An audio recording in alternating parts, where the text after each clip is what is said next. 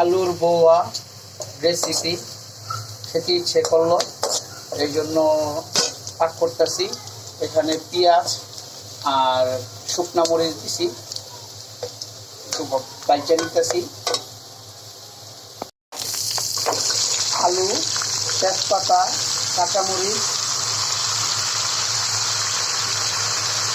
সাদা বৌয়া, আলু দিয়ে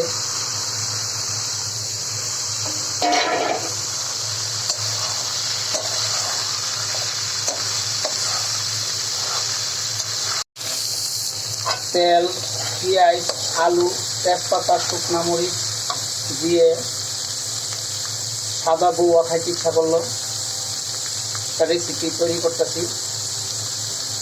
লবণ দিলাম স্বাদ মতো।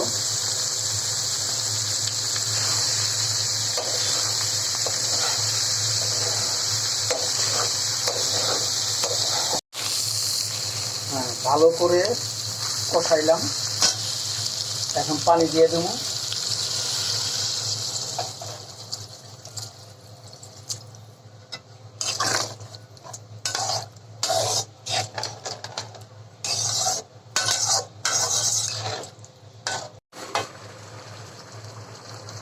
এই পর্যায়ে বোয়ার পানিটা শুকায় গেলে তারপর দমে দিয়ে দেবো।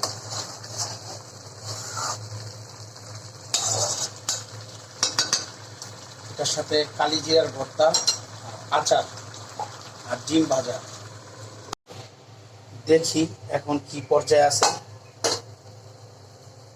এই পর্যায়ে আছে, লাড়া দিয়ে একটা দমে দিয়ে দেবো। আলুটা কি সিদ্ধ হচ্ছে, দেখো একটু।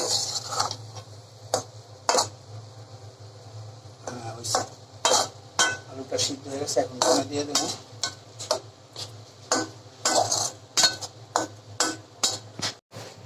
এখানে আছে হইতেছে কালিজিরা, পেঁয়াজ, শুকনা মরিচ, রসুন আর হচ্ছে এই কাঁচামরিচ।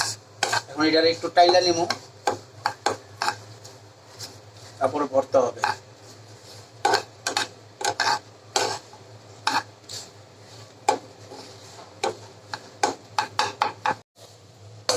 চাল দিয়ে আমাদের আলুর বড়া হয়ে গেছে, এখন নামাই ফেলবো।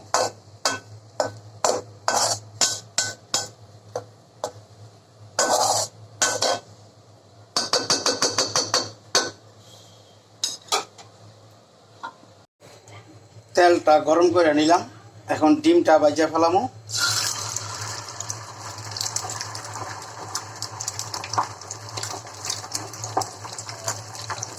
আলুর বৌয়া, ডিম ভাজা আর হইতেছে কালিজিরার ভর্তা।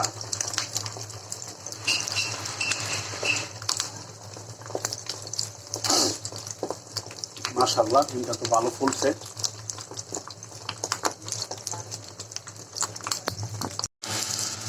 ডিমটা ভাজা শেষ, পাটি সাপলার মতন সুন্দর করে ক্লিন করে দিলাম। এখন পিস করে দেবো।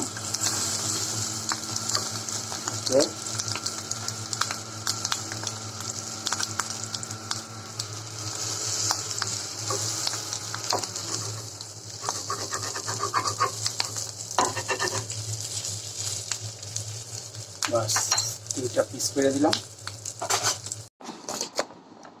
বৌয়ার সাথে ডিম ভাজা, এটা হচ্ছে কালিজিরার ভর্তা, এটা হচ্ছে কাঁঠাল বিচির ভর্তা।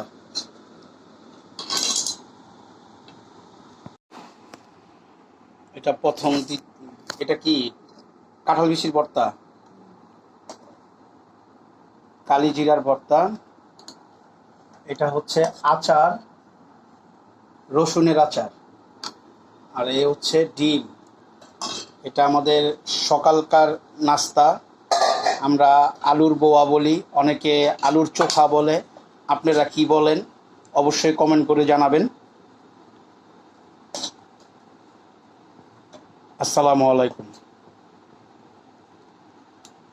কালিজিরা দিয়া খেয়ে দেখি কেমন হয়েছে। বিসমিল্লাহির রহমানির রহিম। মাশাআল্লাহ, খুব ভালো হয়েছে। কালি জিরা লবণ টবণ সব ঠিক আছে।